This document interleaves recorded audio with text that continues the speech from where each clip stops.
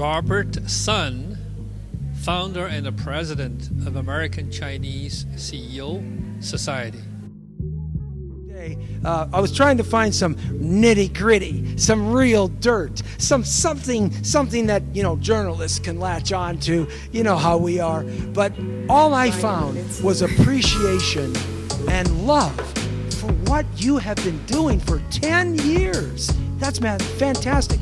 How did you come up with this idea? My involvement early days as a diplomat in the Foreign Service back in China helped me understand how to work with people and how important to work with the people, especially in a different culture.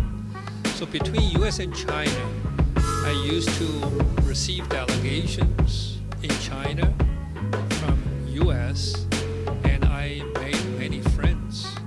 So when I came to the United States 30 years ago, and I was able to reconnect with many friends in the US, and when I get into the business, and I have learned how to work in China and the US, so I know both sides of the world. And you find that many of the CEOs from US want to know about China, and they have a hard time to get to the right people. And also the same thing with the Chinese CEOs. When they come to US, they have a hard time to settle down and try to connect with the right group.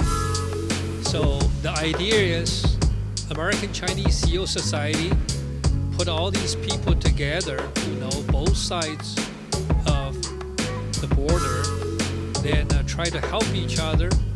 Then American Chinese CEO Society was born 10 years ago.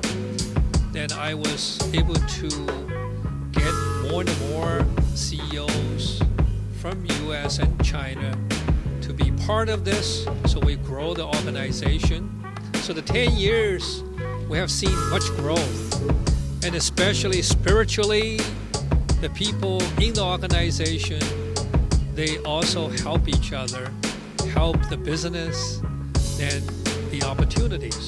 So with all that going on, then my job is to create more opportunities, and especially to build a team.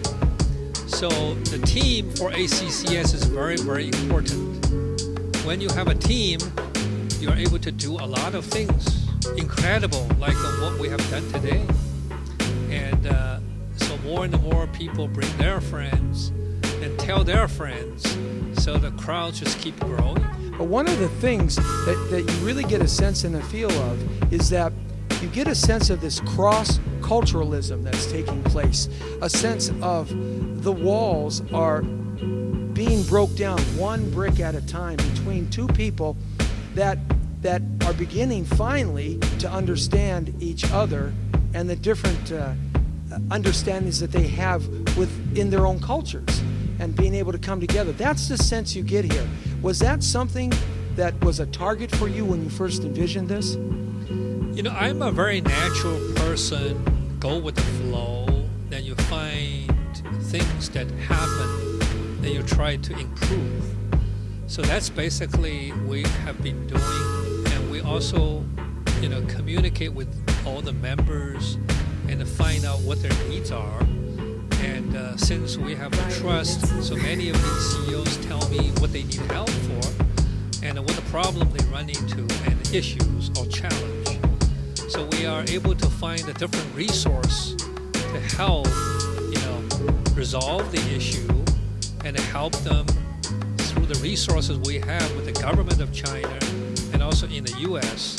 And also there's so much resources among the members of American Chinese CEO Society, because our members are in all kinds of business.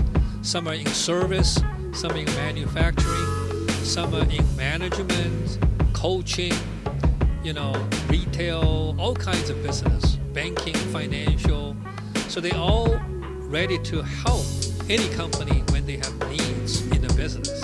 And as we start to wrap this up, where do you see the founder of this great society that you put together where people can break down barriers, both personally, business-wise, culturally, can learn about each other's culture, can get to know each other and make friends among human beings and people, because, you know, the media has a lot of negative connotations about both our countries.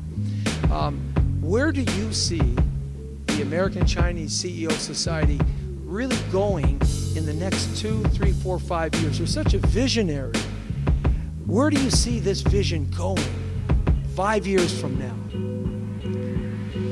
When you try to understand the different culture or different country for the purpose of how you can, you know, work with somebody or grow your business, the best way is to get involved, get connected.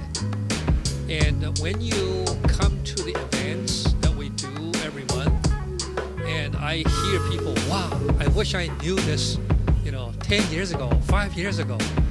And so they really get people to connect, not only on words, but emotionally.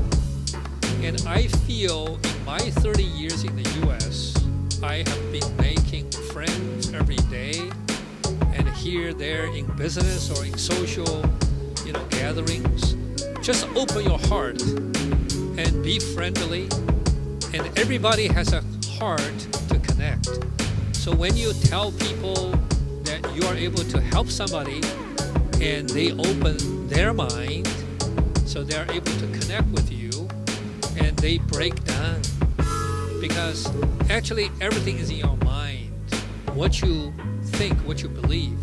But as you shake the hands, you feel the warmth, or you give a hug to somebody and you know they're sincere. Then you tell them, oh, I want to know somebody in China how to do this. There's many ready help waiting for you, vice versa. So it's another thing I have seen, like what we have done in the past 10 years. So I see for the next 10 years, we will be opening up, because we have members reaching out to us from East Coast, from San Francisco, from China. So we are going to share more of the experience to help each other to build a mutual trust, so to grow more business and help the people both here in China and the U.S. Of course, in the U.S., we want to create more, you know, jobs for our society, for our people, and we get more products from China, and also we want to sell more products to China. Well, good business is about selling, that's for sure. Yes, because China is opening up, and with the WTO, you know, protection is going away for the last 15 years, so they're going to break down the, the duties, so the goods go to China, you know, enjoy much, much lower tariff. But at the same time, the China middle class has been growing so fast, so they need more, you know, goods from U.S. They need services.